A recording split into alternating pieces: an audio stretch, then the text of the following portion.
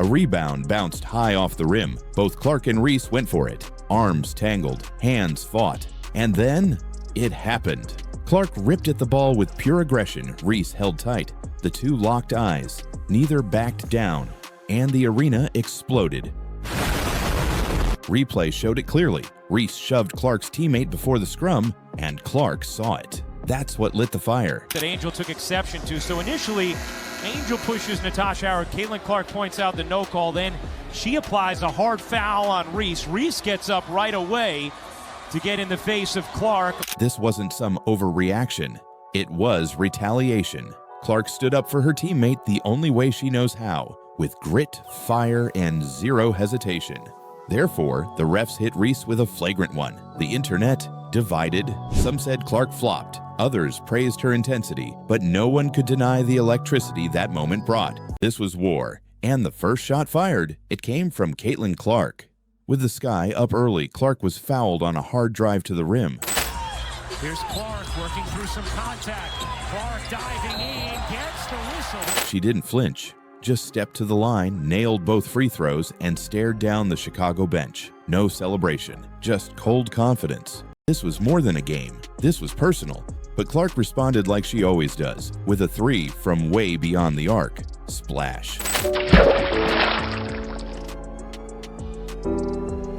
Net didn't even move, and the stare she gave after? Ruthless. That shot didn't just tie the game, it flipped the momentum and it set a tone. Caitlin Clark didn't just win, she humiliated Brittney Griner. And the moment she said, "I'm not scared of you," everything changed. This was personal. Just 48 hours earlier, the Indiana Fever were embarrassed on their home floor.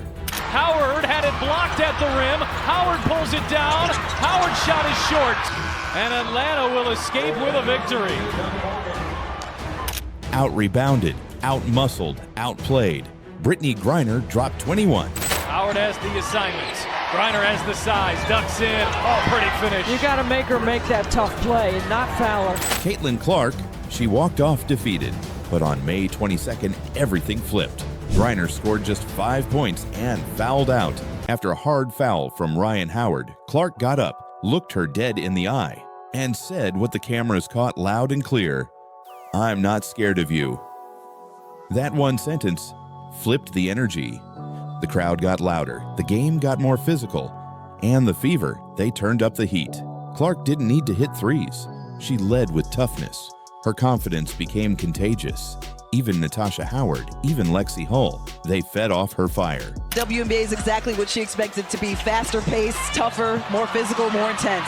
After a missed shot and a fight for a rebound, Clark and Reese tangled in a way that had the entire arena on its feet. The result? A flagrant foul, a viral highlight. The on-court ruling of a personal foul on Caitlin Clark has been upgraded to a flagrant foul penalty 1.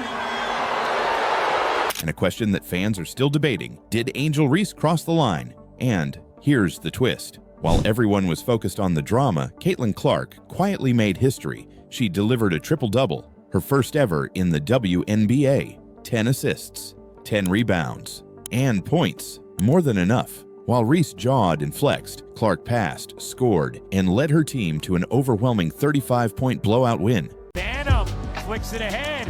Reese goes in. And with every Clark basket, the gap on the scoreboard widened.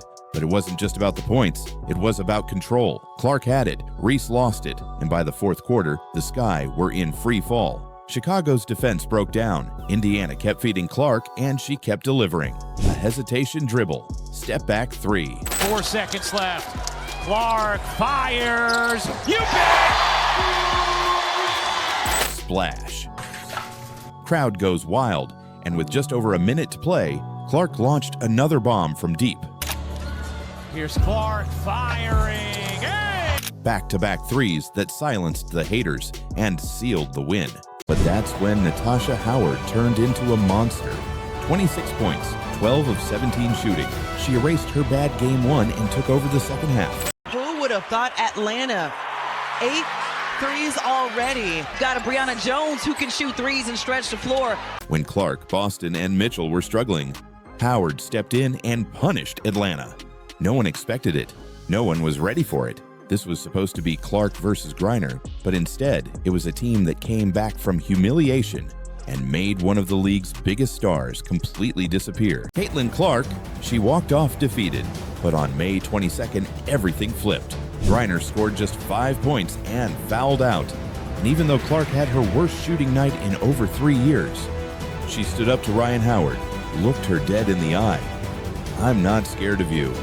Brittney Griner came into this game ready to dominate. She thought it would be another easy night in the paint, but Indiana had a plan. Sophie Cunningham smothering defense on Alicia Gray. The double team comes over for BG. She has 5 seconds to work with. In and out. Bree Jones tried to get it up. That's blocked by Howard. Every time Griner touched the ball, she got swarmed. Double teams, contact, chaos. By the fourth quarter, she was frustrated, out of rhythm, and in foul trouble. The Indiana Fever didn't just get revenge. They sent a warning to the entire WNBA. They beat a playoff team on the road. They shut down Brittney Griner, and they did it all with their superstar having the worst game of her career.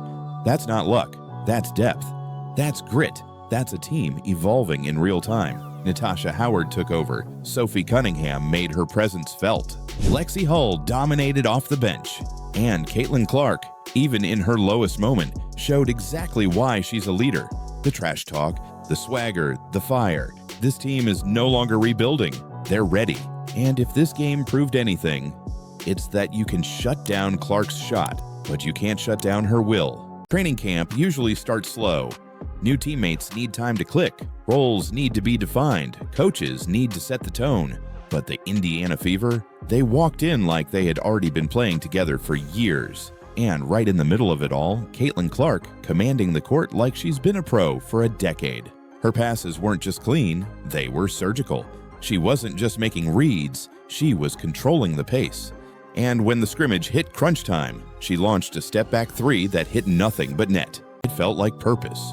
And that's what separates this Fever team from last year. This isn't just a rebuild, it's a revival. But here's the twist. All eyes were on Caitlin Clark, expecting her to dominate the ball like she did at Iowa. Instead, she did the opposite.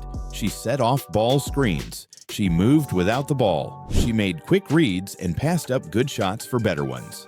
That level of unselfishness, that's rare from a rookie. And it sent a clear message. She's not just here to score. She's here to win. Therefore, the refs hit Reese with a flagrant one. The internet divided. Some said Clark flopped. Others praised her intensity. But no one could deny the electricity that moment brought. And through all of this chaos, Clark kept playing her game. She hit another deep three. Here's Clark firing and hitting. She dished out assist after assist. She ran the offense with poise most rookies can only dream of. Meanwhile, Reese was clearly frustrated. Her body language shifted. She missed close-range shots. She argued with refs. One is the golden girl of the WNBA, the face of the Fever, the player ESPN cannot stop talking about. The other, a self-proclaimed queen of the paint, ready to shut Clark down by any means necessary.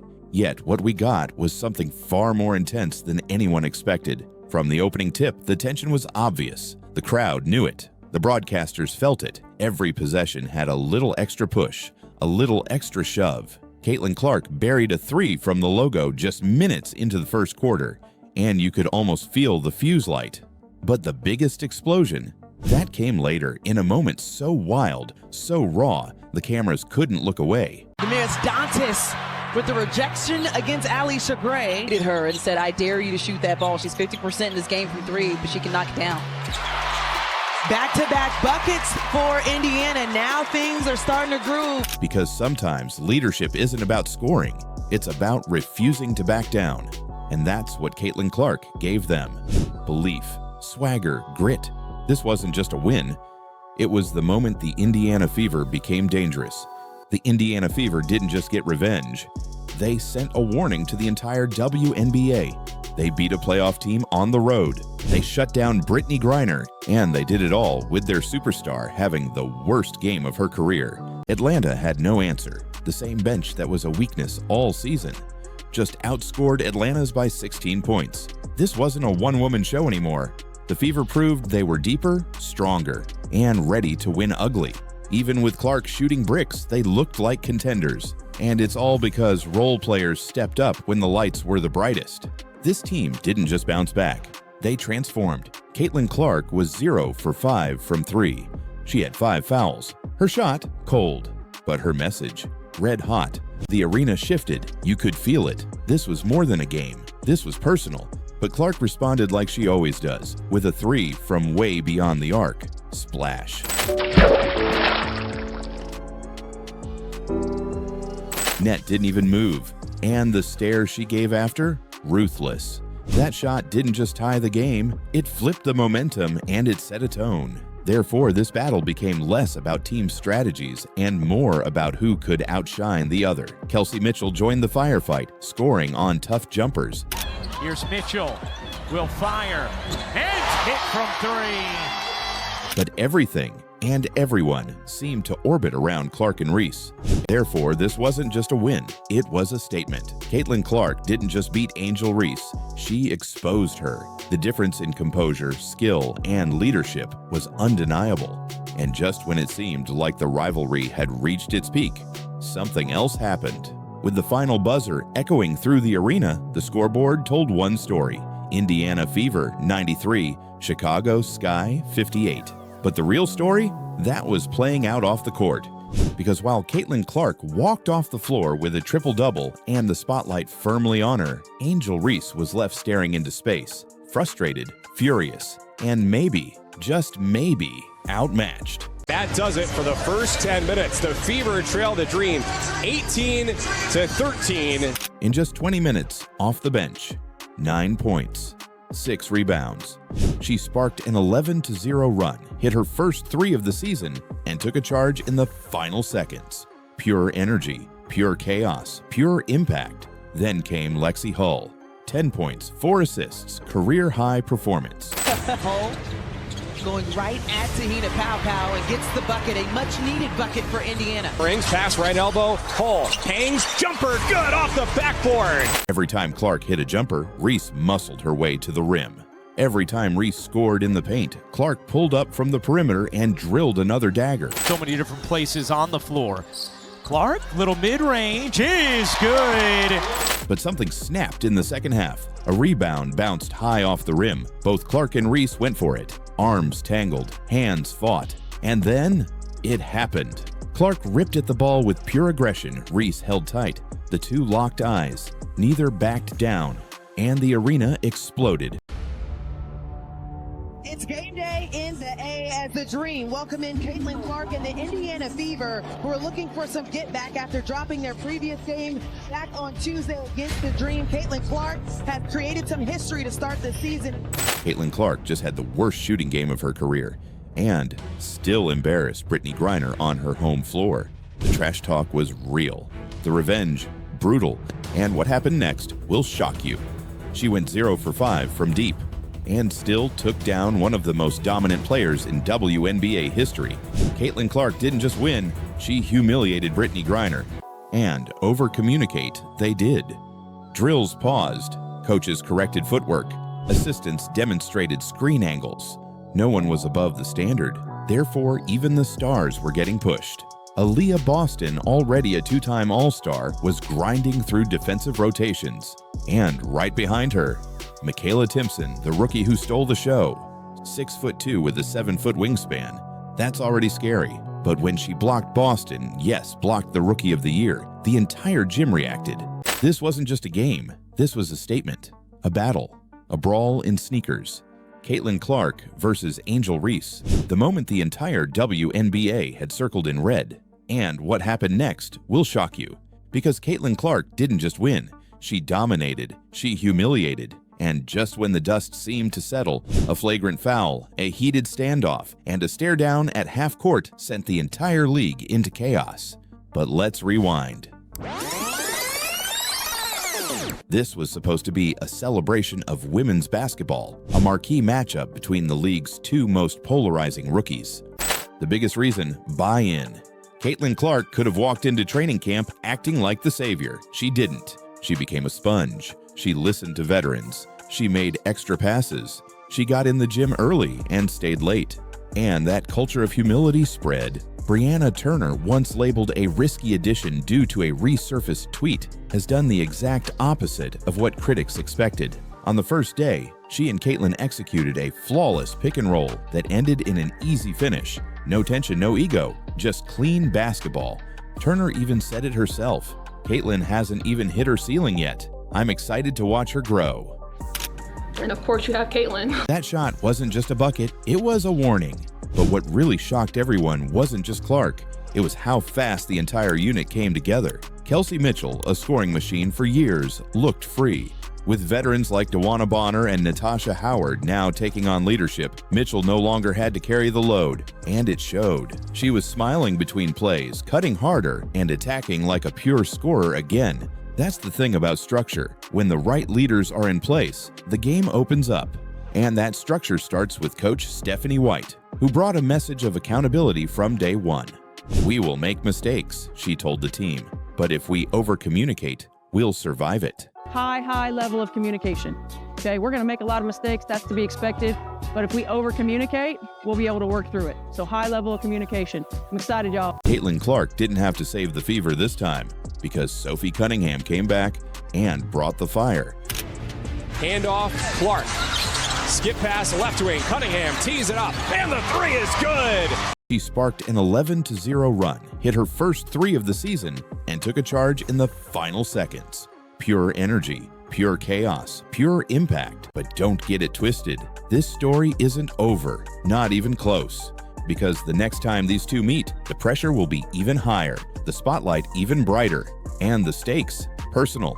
The league wants this rivalry, the fans demand it, and every player in that locker room knows when Caitlin Clark and Angel Reese share the court, it's not just about basketball, it's about who controls the future of the WNBA. So here's the question, did Caitlin Clark just take the crown? Or is Angel Reese about to come back stronger than ever?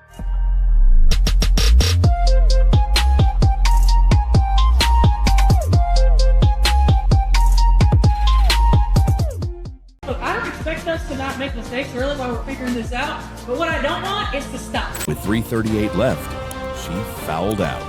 The arena went silent, but that's when Natasha Howard turned into a monster. 26 points, 12 of 17 shooting.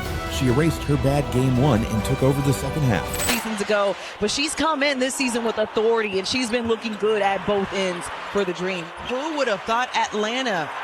8 threes already. Got a Brianna Jones who can shoot threes and stretch the floor. I'll call that for Atlanta.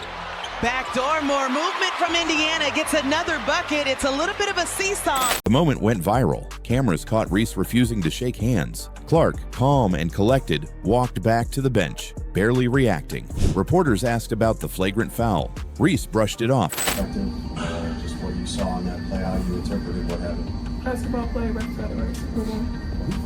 Clark didn't take the bait. You got the flagrant, Aaliyah, you got a technical. What could have happened there? Amy got the tech? I know. Wait, what? I got the tech? Oh, first of all, I know. Let's not make it anything that it's not. It was just a good play on the basketball. I'm not sure what the refs saw to upgrade it, and that's up to their discretion after watching the initial whatever happened during the play and then whatever happened after.